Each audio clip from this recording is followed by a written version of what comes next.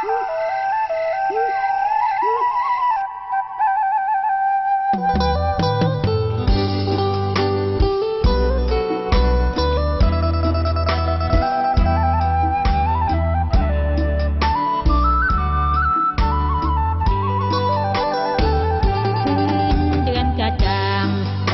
ินทางผู้เดียวเปลี่ยวใจ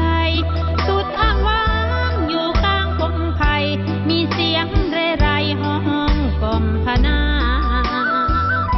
วิหกขันคู่ห้องหาหมู่เมียคู่เสน่หาคนเสียงนางสนีห้องมามันคล้ายกับว่าเสียงข้าห้ำให้คืนเดือนดาวแจ่มก่อนทางแหมแสงอำไพมองขอบฟ้าหน้าผาของใสอาบสีทองไปทั่วดินอาณาละยิบละยับเห็นดาวแวววับหลับหมอกเมฆาคิดว่าอ้า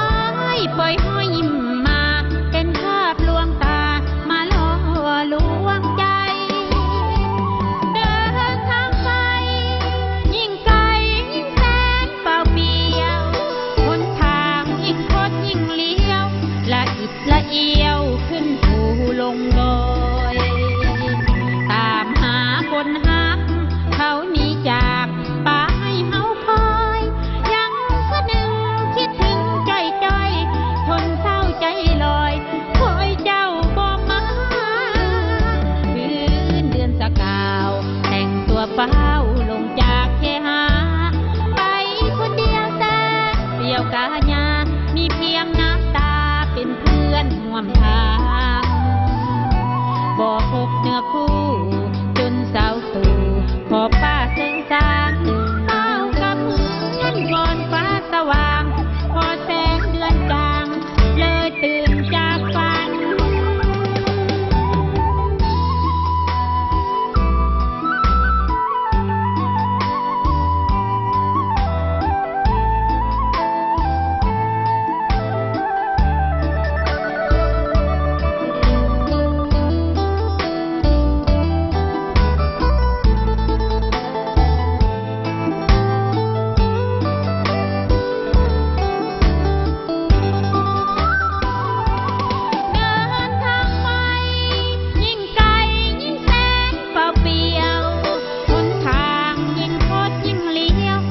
อิดละเอียวขึ้นภูลงดอ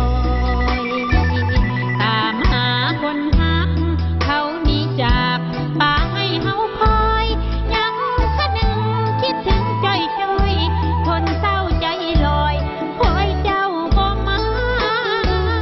คืนเดือนสกาวแต่งตัวเฝ้าลงจากเคหาไปคนเดียวแต่เปลี่ยวกาญา